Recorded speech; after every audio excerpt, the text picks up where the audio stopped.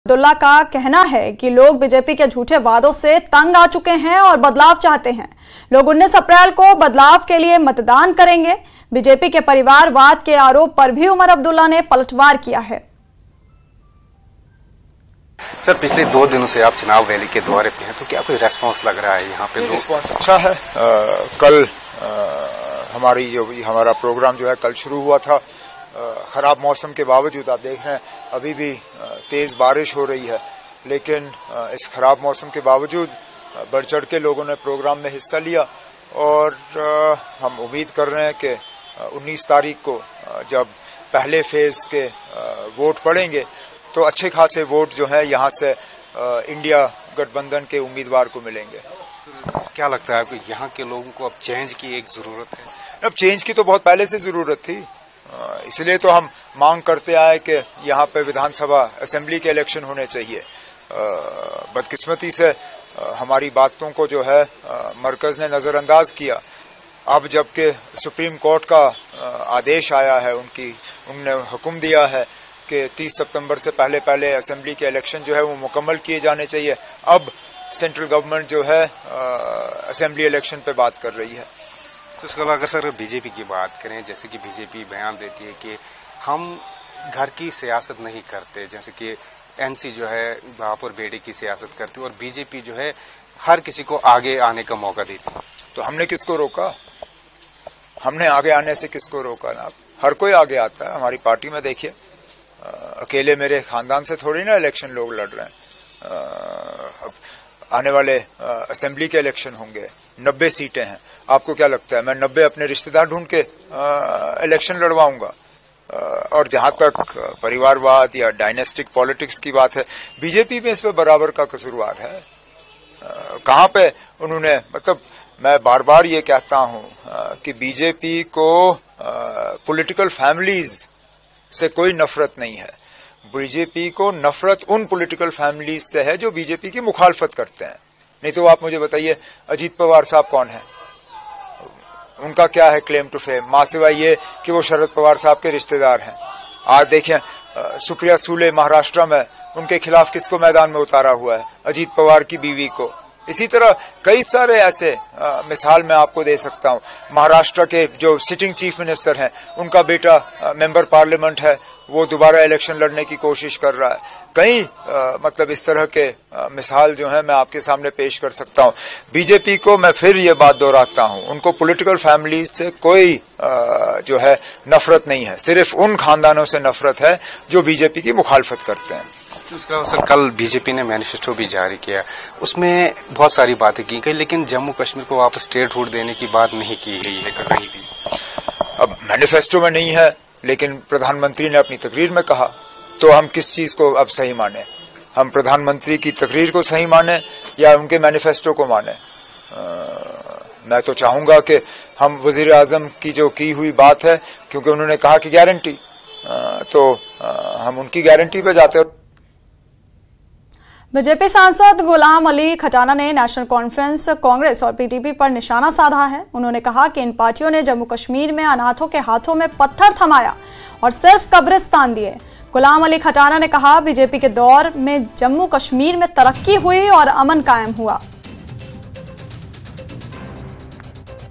जम्मू कश्मीर ही एक ऐसी जगह है जहां 5 लाख गारंटी हर इंडिविजुअल में, ये भारत में इकोनॉमिक उस पे पैमाने पे है। यहाँ जम्मू कश्मीर में क्या नहीं आपको दिखता? आप बताइए मुझे, आप बताइए ना मुझे कि किसमें अमन लाया हमने? उन्होंने कब्रिस्तान दिए हैं, हमने टूरिज्म लाया, हमने बच्चों को, यतीम बच्चों को स्कूल भेजा, उन्होंने यतीम बच्चों के हाथ में पत्थर थमाया। और कांग्रेस, नेशनल कॉन्फ्रेंस और बीडीपी और उसमें बाकी जो अदर जमातें हैं, ये जहन से निकाल दें। वो वक्त चला गया कि हम गरीब लोगों को लाशों पे हुकूमत करेंगे। आज यहाँ कानून की बालादस्ती है और रूल ऑफ लॉ है। बीजेपी सांसद गुलाम अली खटाना ने किश्तवाड़ में मीडिया को संबोधित किया। उन्होंने कहा कि पार्टी का घोषणा पत्र महिलाओं, युवाओं, गरीबों और 70 साल से अधिक उम्र के वरिष्ठ नागरिकों को सशक्त बनाने पर केंद्रित है। ट्रांसजेंडरों को आयुष्मान भारत योजना के तहत 3 करोड़ घर, गैस की सस्ती पाइपलाइन और 0 बिजली बिल का भी वादा किया गया है।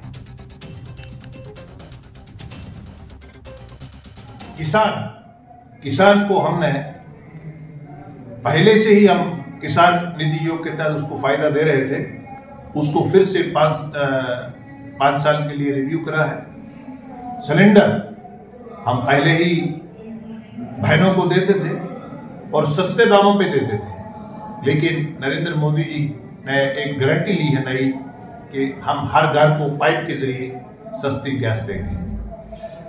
बिजली हर घर में हमने डिफरेंट स्कीम्स के तहत पिछले 10 सालों में आखिरी आदमी तक बिजली पहुंचाने की कोशिश करी है। अब हम फ्री बिजली देंगे। फ्री बिजली का हमारा सोलर लाइट के जरिए हमारे जो कंज्यूमर्स होंगे वो उसको बिजली को जनरेट करेंगे, उसके बाद उसको उससे अर्न करेंगे, और जो एक ग्रीन रेवोल्यूशन जो शुरू हुआ है जैसा कि इलेक्ट्रिक व्हीकल्स, उसको भी घर में उनको चार्ज यूनिट मिलेगा। भाजपा का संकल्प पत्र देश के लिए नया पैगाम लाएगा। कठुआ भाजपा कार्यालय में पहुंचे पूर्व deputy CM doctor Nirmal Singh की न्यूज 18 से बात। कहा, कांग्रेस का मैनिफेस्टो देश के लिए खतरा। भाजपा के वरिष्ठ नेता और पूर्व deputy CM doctor Nirmal Singh Kathua Bhajpa कार्यालय पहुंचे। वहीं उन्होंने भाजपा द्वारा जारी किए गए संकल्प पत्र को लेकर न्यूज 18 से बात करते हुए कहा कि ये संकल्प पत्र देश के हर तबके के लिए फायदेमंद साबित होगा। भाजपा ने अपना मैनिफेस्टो जारी कर दिया है और इसी पर बात करने के लिए हमारे साथ पूर्व deputy CM Jammu Kashmir doctor Nirmal Singh ji जुड़ रहे हैं। इनसे जानते हैं। जी डॉक्टर साहब, क्या नया है इस बार मैनिफेस्टो में? देखिए, जो 2024 जो संकल्प पत्र है और जिसके पीछे मोदी की गारंटी है 2024 की, ये बहुत ही कॉम्प्रिहेंसिव और इंक्लूसिव संकल्प पत्र है। 15 लाख लोगों से चर्चा होके, उनके वीडियोस को देख के, उनकी जो बाकी उन्होंने लिखित तौर पर जो लिखा है भेजा है, पार्टी के लोगों ने गांव-गांव जाके लोगों से सुझाव मांगे, उसके आधार पर ये जो संकल्प पत्र बना है। भारत को एक आर्थिक ताकत बनाना और हर वर्ग को, इसके जो वर्टिकल्स हैं, अगर 26 वर्टिकल्स हैं, अलग अलग आयाम हैं इसके, जिसमें 10 जो है उसमें सेक्शंस को चुना गया है, जिसमें मुख्यतः गरीब, किसान, युवा और महिलाएं मुख्यतः वो हैं। बुज़ुर्गों के लिए बहुत कुछ दिया गया है। मुफ्त राशन 5 साल के लिए एक्सटेंड किया है, जो 80 करोड़ को आज भी मिलता है, 5 साल को और मिलेगा। आयुष्मान भारत जो है उसको 5 लाख के लिए बढ़ाया गया है। और 70 साल से ऊपर जो बुज़ुर्ग हैं, चाहे किसी भी जो वर्ग के हैं, गरीब हैं, अमीर हैं, मिडिल क्लास के हैं, या बाकी है जिनको पहले नहीं मिलता था, उनको भी अभी मिलेगा। जम्मू कश्मीर में तो सभी 101 करोड़ और 35 लाख को मिलता है। डॉक्टर साहब, बहुत कुछ नया आपने बताया, लेकिन विपक्ष और कांग्रेस कह रही है कि ये जुमला है, किस तरह देखते हैं? देखिए, कांग्रेस का अगर हम मैनिफेस्टो देखें तो मैंने वो भी पढ़ा है। उसमें वो एक डिविसिव है, वो एक बांटने वाला जो है जो मैनिफेस्टो है। और जैसे हमने दिया है सुरक्षित भारत, उसके लिए कई आयाम बनाए हैं कि हमारी सेना को हम ताकतवर करेंगे, टेररिज्म के साथ लड़ेंगे, आतंकवाद के ऊपर अंकुश लगाएंगे। जो कांग्रेस क्या कहती है, उन्हें कहता है जो चीफ ऑफ डिफेंस फोर्सेस है जो बनाया था, जिसके कारण जो बिपिन रावत जी ने जिस प्रकार से किया, उसको हम डाइल्यूट करेंगे। जो डिफेंस काउंसिल है, नेशनल डिफेंस काउंसिल है, उसको हम पार्लियामेंट्री कमेटी के अधीन लाएंगे। जो एक देखो, जो देश की सुरक्षा से जुड़ी हुई जो बात है, उसको एक पॉलिटिकल लोगों के अधीन लाना, ये इससे बड़ी जो अचकाना कोई बात नहीं हो सकती। जम्मू कश्मीर में इनसे पूछता हूँ, यहाँ पर इन्होंने गुप्कार अलायंस से जो इंडिया अलायंस बना, उसके साथ अलायंस किया है, नेशनल कॉन्फ्रेंस ऑफ PDP, उनका एजेंडा 370 का। आपने कुछ नहीं कहा उसके बारे में। 35A के बारे में आपने कुछ नहीं कहा, चुप हो, सिर्फ स्टेटहुड की बात की। और आप जाके क्या आपके जो कैंडिडेट जीत के जाएंगे 370 रिस्टोर करेंगे? जो उमर अब्दुल्ला और फारूक अब्दुल्ला का कहना था कि हम जो है चाइना की मदद से लाएंगे। मैं कांग्रेस के प्रत्याशियों से पूछना चाहता हूँ, आप बताओ ना, इसका जवाब दो ना। कुछ नया जो है इस बार भाजपा अपने मैनिफेस्टो में लेकर आई और देश का नया सवेरा जो है वो भाजपा ही ला सकती है। न्यूज़ 18 जम्मू कश्मीर के लिए कठुआ से चरणजीत सिंह। नेशनल कॉन्फ्रेंस के उपाध्यक्ष उमर अब्दुल्ला ने अन्य वरिष्ठ नेताओं के साथ भद्रवाह घाटी के विभिन्न इलाकों का दौरा किया और डोडा उधमपुर संसदीय क्षेत्र से इंडिया अलायंस के उम्मीदवार चौधरी लाल सिंह के लिए समर्थन जुटाने के लिए बड़ी सार्वजनिक सभाओं को संबोधित किया और रोड शो किया। इस दौरान उमर ने भद्रवाह में एक बड़े रोड शो का नेतृत्व किया। उन्होंने कहा कि 2018 में विधानसभा भंग करने के बाद बीजेपी पिछले 6 साल से विधानसभा चुनाव कराने में विफल रही है।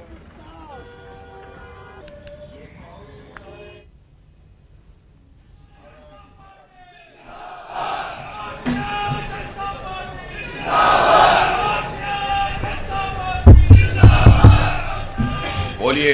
ना आवाज नहीं आ रही।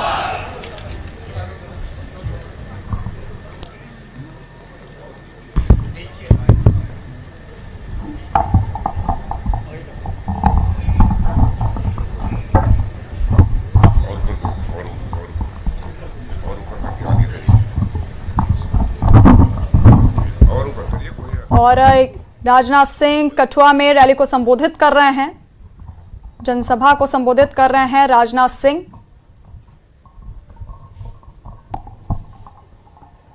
और जितेंद्र सिंह के लिए प्रचार कर रहे हैं।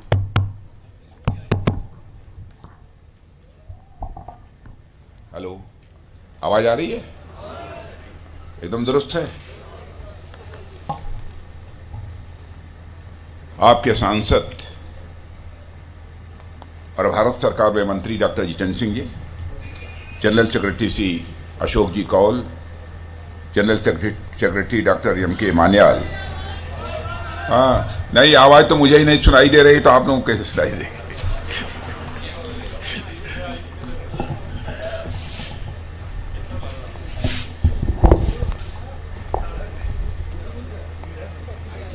ले आइए, ले आइए, ले आइए, मैं हाथ से ही बोलता हूं। डॉक्टर जी, अब यह देखिए कितना खुशनुमा माहौल है।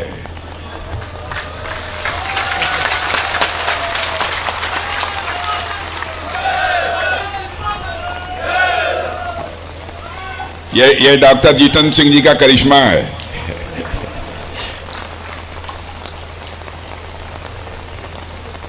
डॉक्टर जितेंद्र सिंह जी, श्री अशोक कौल जी जनरल सेक्रेटरी, डॉक्टर के मान्याल, डॉक्टर जीवनलाल जी एक्स-एमएलए, श्री प्रेम सागर अजीज, कर्नल महान सिंह, श्री विक्रम सिंह, श्री नीरज राजपूत, श्री तजिंदर सिंह, श्री किशोर कुमार, श्रीमती रीता देवी, श्रीमती श्वेता देवी, श्री जंगवीर सिंह, श्री दर्शन सिंह, श्री सतीश शर्मा, श्री सुमेश तपोलिया, डॉक्टर श्रीमती सुलेखा शर्मा, श्री शंकर सिंह, श्री अभिजीत यसरोटिया और इस सभा में मौजूद मेरे सभी सम्मानित बहनों एवं भाइयों। पानी बरसने लगा, भाषण कैसे होगा?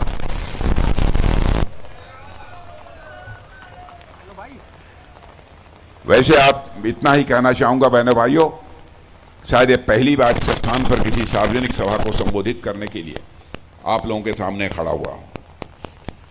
वैसे जम्मू कश्मीर के अधिकांश स्थानों पर मेरा जाना हुआ है, वहां की सार्वजनिक सभाओं को भी मैंने संबोधित किया है, लेकिन जम्मू कश्मीर में इस बसोली स्थान पर पहली बार किसी सार्वजनिक सभा को संबोधित करने के लिए आप लोगों के सामने खड़ा हुआ हूं। पहली बार आया हूं, फिर भी आप लोगों ने बहुत ही गर्मजोशी के साथ स्वागत किया है।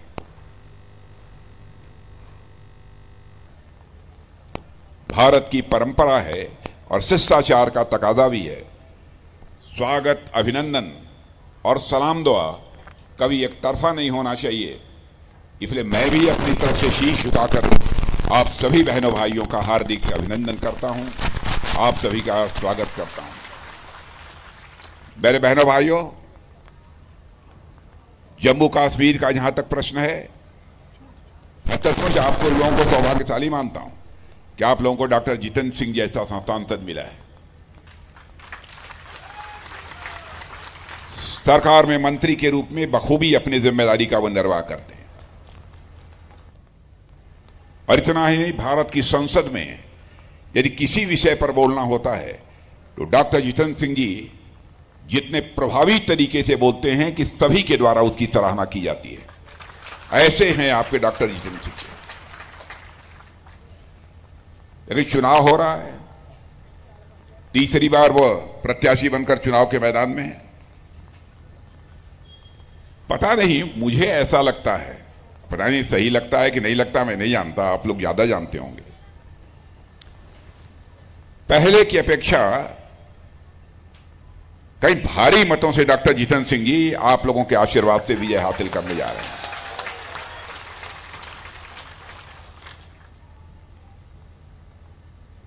जहां तक मोदी जी की सरकार का प्रश्न है,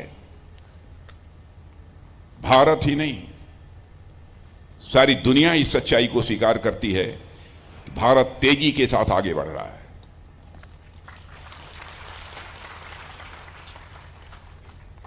बहनों भाइयों, अंतर्राष्ट्रीय जगत में भारत का कद बढ़ा है।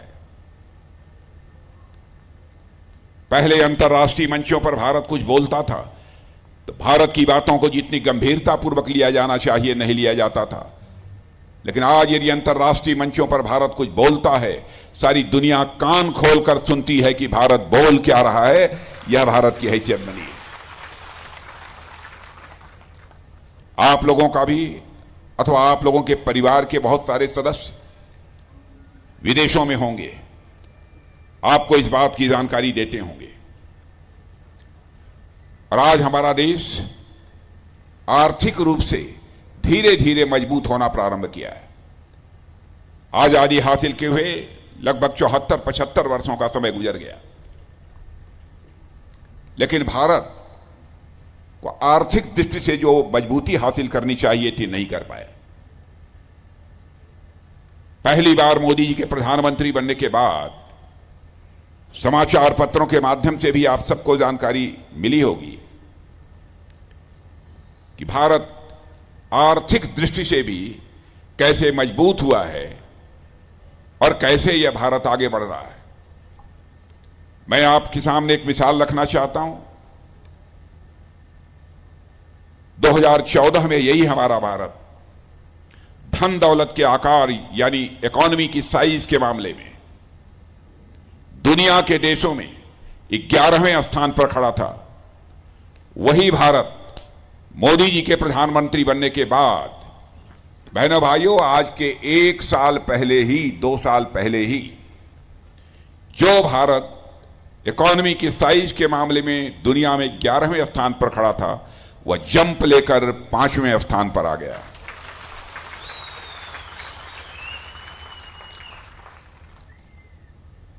और सारी दुनिया के अर्थशास्त्री मानते हैं, दुनिया की जानी मानी फाइनेंशियल फर्म्स भी मानती हैं, उनका दावा है भारत जिस तेजी के साथ आगे बढ़ रहा है, इस सच्चाई को नकारा नहीं जा सकता कि 2026 समाप्त होने के बाद 2027 आते आते यही भारत इकोनॉमी की साइज या अर्थव्यवस्था के आकार के मामले में दुनिया की टॉप 3 कंट्रीज में आकर खड़ा हो जाएगा।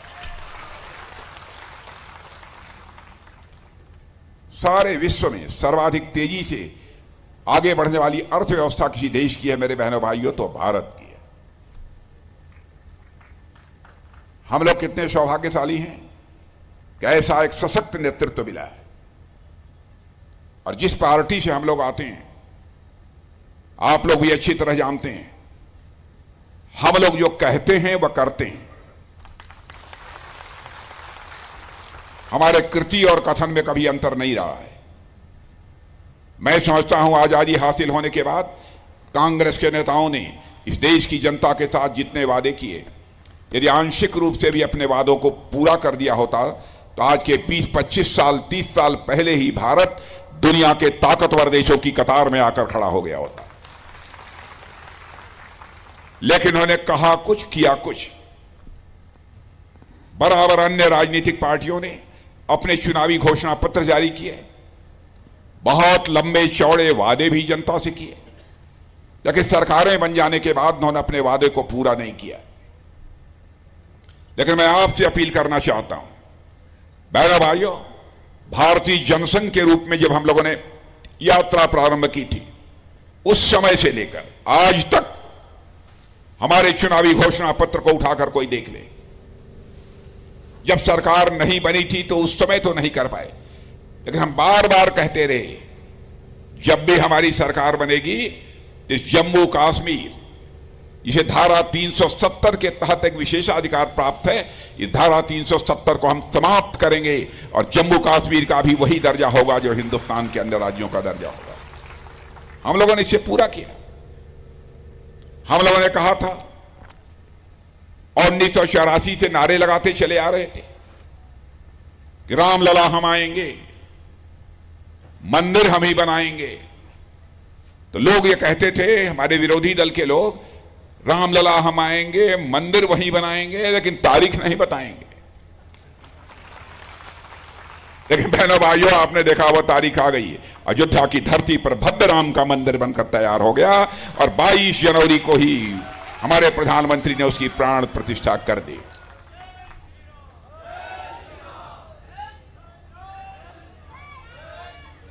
और मुझे तो पता नहीं क्यों यह एहसास होता है कि भारत में भी अब राम राज्य का आगाज हो चुका है। बहनों भाइयों, राम राज्य आने से भी कोई रोक नहीं पाएगा।